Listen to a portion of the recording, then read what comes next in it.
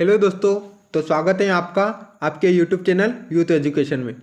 जैसा कि आप सभी को पता होगा कि मध्य प्रदेश पटवारी की नई भर्ती का नोटिफिकेशन आ गया है और जल्द ही इसकी एग्ज़ाम होने वाली है। और अब की बार के इस सिलेबस में संशोधित करके एक अलग नया टॉपिक साइंस को भी ऐड किया गया है, जिसके लगभग 25 प्रश्न पूछे जा सकते हैं।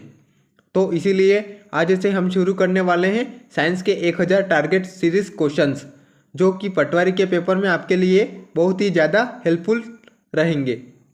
तो आज के इस पहले वीडियो में हम पढ़ेंगे पहले के 50 प्रश्नों को। तो चलिए वीडियो स्टार्ट करते हैं। पहला प्रश्न है, पानी को ब्लीचिंग पाउडर में मिलाने पर कौन सी गैस निकलती है? इसके ऑप्शन दे रखे हैं। पहला ऑप्शन है फ्लोरीन, क्लोरीन, ब्रोमीन या फिर आयोडीन। तो इसका सही आंसर बन जाएगा दोस्तों क्लोरीन, ऑप्शन नंबर बी। अब अगला प्रश्न, किस धातु को आसानी से काटा जा सकता है? इसके ऑप्शन दे रखे हैं सोडियम, पोटेशियम, कैल्शियम या फिर आयरन। तो इसका सही आंसर बन जाएगा ऑप्शन नंबर ए, सोडियम। अगला प्रश्न, किसको द्रव्यमान और वेग के गुणनफल के रूप में व्यक्त किया जा सकता है? इसके ऑप्शन दे रखे हैं वेग, संवेग, त्वरण या फिर न्यूटन। तो इसका जो सही आंसर बन जाएगा वो बन जाएगा संवेग, ऑप्शन नंबर बी। अब अगला प्रश्न, प्रतिरोध का एसआई मात्रक होता है? ऑप्शन दे रखे इसने मीटर, एम्पियर, कैंडेला या फिर ओम। तो इसका सही आंसर बन जाएगा दोस्तों ओम, ऑप्शन नंबर डी। अगला प्रश्न, खाद्य पदार्थों में दुर्गंध आने का मुख्य कारण वसा और तेलों का होता है? तो इसके ऑप्शन दे रखे इसने। पहला ऑप्शन है अपचयन, अगला उपचयन, अगला आक्सीकरण या फिर रेडॉक्स अभिक्रिया। तो देखिए दोस्तों, इसका जो सही आंसर बनेगा वो बनेगा आक्सीकरण, ऑप्शन नंबर सी। अब अगला प्रश्न, ऊपर उठाए गए हथौड़े के पास कौन सी ऊर्जा होती है? तो पहला ऑप्शन दे रखा है इसने स्थितिज ऊर्जा, ठीक है। अगला ऑप्शन दे रखा है इसने गतिज ऊर्जा, अगला ऑप्शन दे रखा है यांत्रिक ऊर्जा या फिर होगा गुरुत्वाकर्षण ऊर्जा। तो देखिए दोस्तों, इसका जो सही आंसर बनेगा वो बनेगा स्थितिज ऊर्जा, option number A is the correct answer. अब अगला प्रश्न, दांतों में सड़न शुरू हो जाती हैं जब पीएच मान मुंह का कितना कम होता है? ठीक है, इसने ये पूछा है। तो पहला ऑप्शन दे रखा है इसने 5, अगला 5.5, अगला 6 या फिर 6.5। तो देखिए दोस्तों, इसका जो सही आंसर बनेगा वो बनेगा ऑप्शन नंबर बी, 5.5 से अगर पीएच मान कम होगा तो दांतों में सड़न लग जाएगी, ठीक है। अब अगला प्रश्न, एल्कोहल का क्वथनांक होता है? इसके ऑप्शन दे रखे हैं 72 degree centigrade, 74 degree centigrade, 76 degree centigrade या फिर 78 डिग्री सेंटीग्रेड।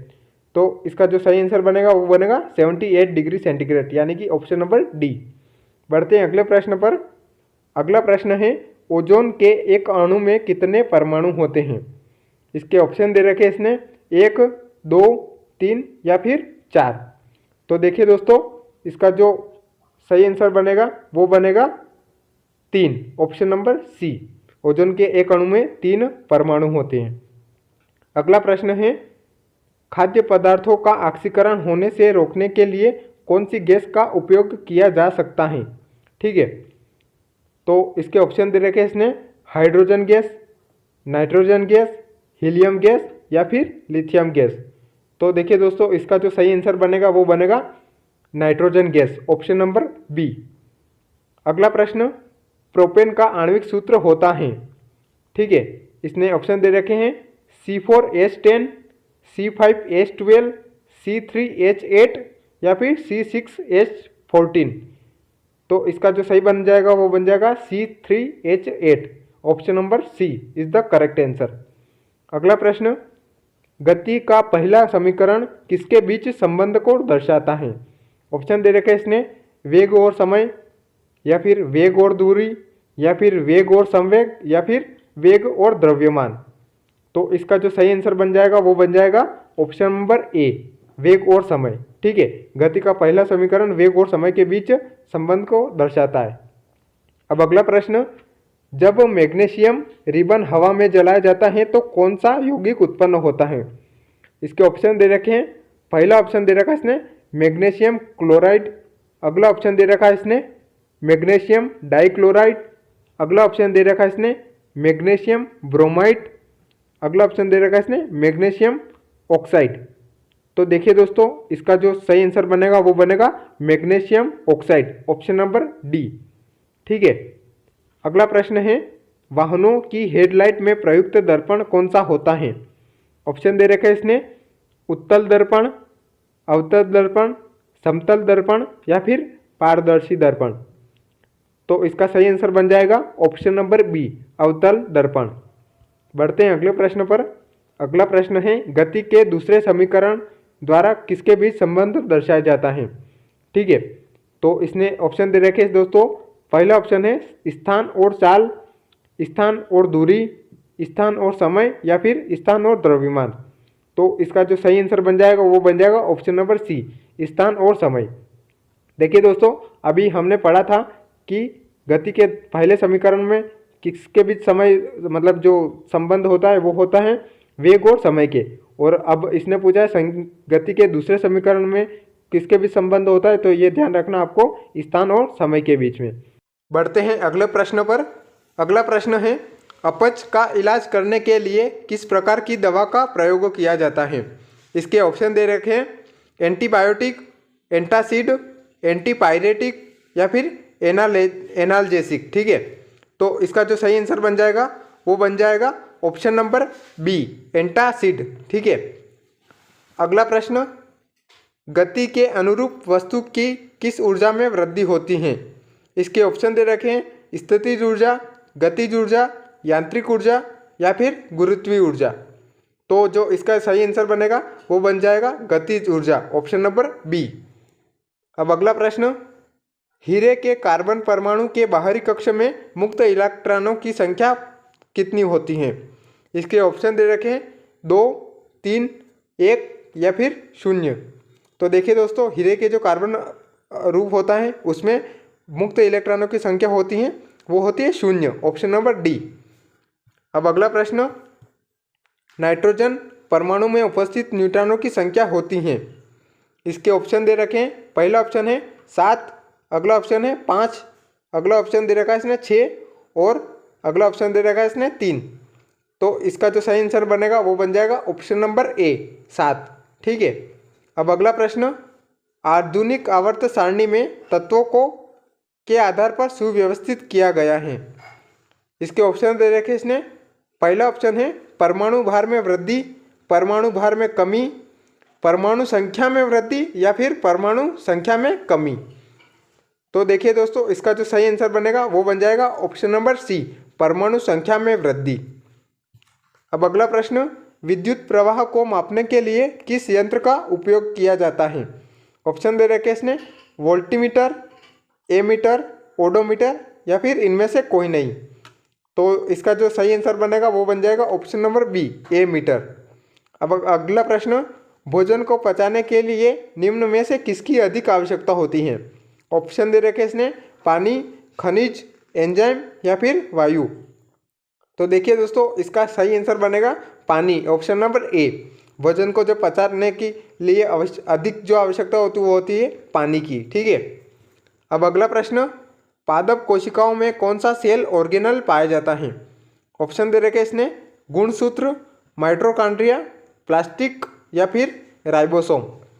तो इसका जो सही आंसर बनेगा वो बनेगा प्लास्टिड, ऑप्शन नंबर सी। अगला प्रश्न कवक की कोशिका भित्ति किससे बनी होती है? ऑप्शन दे रखे इसने काइटिन, लिपिड, प्रोटीन या फिर सेलुलोज। तो देखिए दोस्तों, कवक की जो कोशिका भित्ति होती है वो बनी होती है काइटिन की। तो option number A is the correct answer. अब अगला प्रश्न गतिज ऊर्जा की तथा स्थितिज ऊर्जा का योग होता है? ऑप्शन दे रखे इसने गुरुत्वीय ऊर्जा, अगला ऑप्शन दे रखा इसने रासायनिक ऊर्जा, अगला ऑप्शन दे रखा इसने यांत्रिक ऊर्जा या फिर विद्युत ऊर्जा। तो इसका सही आंसर बन जाएगा यांत्रिक ऊर्जा, option number C is the correct answer. अब अगला प्रश्न पेयजल को कीटाणु रहित बनाने के लिए किसका उपयोग किया जाता है? इसके ऑप्शन दे रखे इसने चूने का पानी, ब्लीचिंग पाउडर, साधारण नमक या फिर जिप्सम। तो देखिए दोस्तों, इसका सही आंसर बन जाएगा bleaching powder. Option number B is the correct answer. बढ़ते हैं अगले प्रश्न पर। अगला प्रश्न दे रखा है इसने, एक ऐसा उपकरण जिसका उपयोग गाड़ियों में दूरी के नापने के लिए किया जाता है, उसको क्या कहते हैं? ठीक है, ऑप्शन दे रखा है इसने स्पीडोमीटर, ओडोमीटर, ऑडियोमीटर या फिर स्पेरोमीटर। तो इसका जो सही आंसर बनेगा वो बनेगा odometer. Option number B is the correct answer. अब अगला प्रश्न, आधुनिक आवर्त सारणी में पहला धातु तत्व कौन सा होता है? ऑप्शन दे रखे इसने लिथियम, बेरिलियम, कैल्शियम या फिर मैग्नीशियम। तो इसका जो सही आंसर बनेगा वो बन जाएगा ऑप्शन नंबर ए लिथियम। ठीक है दोस्तों, बढ़ते हैं अगले प्रश्न पर। अगला प्रश्न है, किसी वस्तु द्वारा उसकी स्थिति या फिर विन्यास द्वारा प्राप्त ऊर्जा को क्या कहते हैं? ऑप्शन दे रखा है इसने गुरुत्वीय ऊर्जा, यांत्रिक ऊर्जा, स्थितिज ऊर्जा या फिर विद्युत ऊर्जा। तो देखिए दोस्तों, इसका जो सही आंसर बनेगा वो बनेगा स्थितिज ऊर्जा। Option number C. ठीक है, बढ़ते हैं अगले प्रश्न पर। अगला प्रश्न है, तारों में प्लाज्मा बनने का कारण क्या होता है?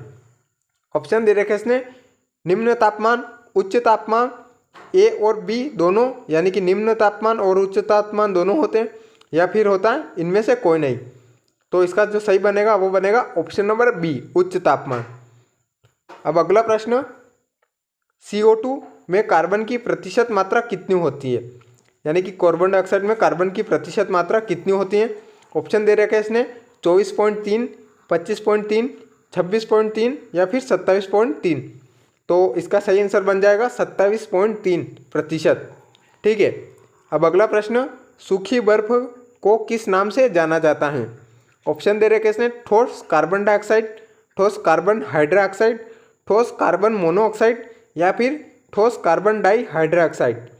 तो देखिए दोस्तों, इसका सही आंसर बन जाएगा ऑप्शन नंबर ए ठोस कार्बन डाइऑक्साइड। अब अगला प्रश्न, धातु ऑक्साइड आमतौर पर होते हैं। ऑप्शन दे रखे इसने उदासीन, अम्लीय, क्षारीय या फिर इनमें से कोई नहीं। तो देखिए दोस्तों, धातु जो होते हैं वो मुख्य रूप से होते हैं अम्लीय। ऑप्शन नंबर बी अम्लीय प्रकृति के होते हैं। अपना सही आंसर बन जाएगा ऑप्शन नंबर बी। अब अगला प्रश्न, किसी तने हुए रबर का बैंड होता है, रबर बैंड होता है, उसमें कौन सी ऊर्जा पाई जाती है? तो ऑप्शन दे रखे इसने यांत्रिक ऊर्जा, गतिज ऊर्जा, गुरुत्वीय ऊर्जा या फिर स्थितिज ऊर्जा। तो देखिए दोस्तों, रबर जो तना हुआ रबर होता है उसमें स्थितिज ऊर्जा होती है। इस हिसाब से अपना जो आंसर बनेगा वो बन जाएगा ऑप्शन नंबर डी स्थितिज ऊर्जा। अगला प्रश्न, मानव शरीर के अंदर रक्त के जमाव को कौन रोकता है? ऑप्शन दे रखे इसने फाइब्रिन, हीमोग्लोबिन, हिपेरिन या फिर थ्रोम्बोप्लास्टिन। तो इसका सही आंसर बन जाएगा option number C heparin protein. ठीक है, हेपरिन प्रोटीन एक प्रोटीन होता है जो कि रक्त को मतलब जमने से रोकता है नसों में। ठीक है, अब अगला प्रश्न, यदि किसी वस्तु द्वारा तय की गई दूरी 0 है तो वस्तु का विस्थापन क्या होगा? इसके ऑप्शन दे रखे इसने 0, अगला ऑप्शन दे रखा है इसने ऋणात्मक, अगला ऑप्शन दे रखा है इसने धनात्मक और अगला ऑप्शन दे रखा है इसने या फिर इनमें से कोई नहीं। तो देखिए दोस्तों, इसका सही आंसर बन जाएगा ऑप्शन नंबर ए 0। बढ़ते हैं अगले प्रश्न की तरफ। अगला प्रश्न है, डायनेमो का आविष्कार किसने किया था? तो इसके ऑप्शन दे रखे हैं। पहला ऑप्शन है गुटेनबर्ग, अगला ऑप्शन है माइकल फेराडे, अगला ऑप्शन है मैकमिलन और अगला ऑप्शन दे रखा है इसने पास्कल। तो देखिए दोस्तों, इसका सही आंसर बन जाएगा option number B Michael Faraday. अब अगला प्रश्न, सोडियम हाइड्रोजन कार्बोनेट के गर्म होने पर कौन सी गैस निकलती है? इसके ऑप्शन दे रखे हैं कार्बन डाइऑक्साइड, ऑक्सीजन, हाइड्रोजन या फिर हीलियम। तो इसका सही आंसर बन जाएगा carbon dioxide. Option number A is the correct answer. अगला प्रश्न, राष्ट्रीय विज्ञान दिवस कब मनाया जाता है? ऑप्शन दे रखे इसने 8 मार्च, 1 दिसंबर, 10 जनवरी या फिर 28 फरवरी। तो देखिए दोस्तों, ये तो आप सभी को पता होगा कि इसका आंसर जो है वो 28 फरवरी होगा। Option number D. बढ़ते हैं अगले प्रश्न पर। अगला प्रश्न दे रखा है इसने, रोशनी का वेग किसमें सर्वाधिक होता है? इसके ऑप्शन दे रखा है इसने, हीरा, पानी, वैक्यूम या फिर हाइड्रोजन। तो इसका सही आंसर बन जाएगा ऑप्शन नंबर सी, वैक्यूम। अगला प्रश्न, वृषणों से किस हार्मोन का स्रावित होता है? ऑप्शन दे रखा है इसने, एस्ट्रोजन, टेस्टोस्टेरोन, ऑक्सीटोसिन या फिर प्रोजेस्टेरोन। इसका सही आंसर बन जाएगा दोस्तों testosterone. Option number B is the correct answer. ये जो हार्मोन है ये केवल पुरुषों में स्रावित होता है। अब अगले प्रश्न पर चलते हैं। अगला प्रश्न है, विटामिन सी निम्न में से किस खनिज के अवशोषण में मदद करता है? ऑप्शन दे रखा है इसने, आयोडीन, कैल्शियम, आयरन या फिर फॉस्फेट। तो देखिए दोस्तों इसका सही आंसर बन जाएगा आयरन, ऑप्शन नंबर सी। अब अगला प्रश्न, एक शुष्क सेल में ऊर्जा किस ऊर्जा के रूप में संग्रहित रहती है? ऑप्शन दे रखे इसने, रासायनिक ऊर्जा, भौतिक ऊर्जा, यांत्रिक ऊर्जा या फिर गुरुत्वीय ऊर्जा। तो देखिए दोस्तों इसका सही आंसर बन जाएगा रासायनिक ऊर्जा। एक शुष्क सेल होता है उसमें जो ऊर्जा रहती है वो रासायनिक ऊर्जा के रूप में संग्रहित रहती है। अब अगला प्रश्न, बार का एसआई मात्रक क्या होता है? इसके ऑप्शन दे रखे इसने, ओम, डाइन, डेसिबल या फिर न्यूटन। तो देखिए दोस्तों बार का जो एसआई मात्रक होता है वो होता है न्यूटन। अपना सही आंसर बन जाएगा ऑप्शन नंबर डी। अब अगला प्रश्न, किस विटामिन की कमी के कारण अत्यधिक खून बहने लगता है? ऑप्शन दे रखे इसने, vitamin C, vitamin B, vitamin K या फिर विटामिन डी।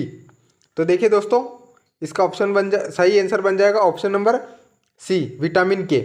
विटामिन के की कमी के कारण अत्यधिक खून बहने लगता है। विटामिन के जो हो रहता है वो आपके खून को जमने में सहायक करवाता है और अगर ये नहीं होगा तो खून ज़्यादा बहेगा। ठीक है।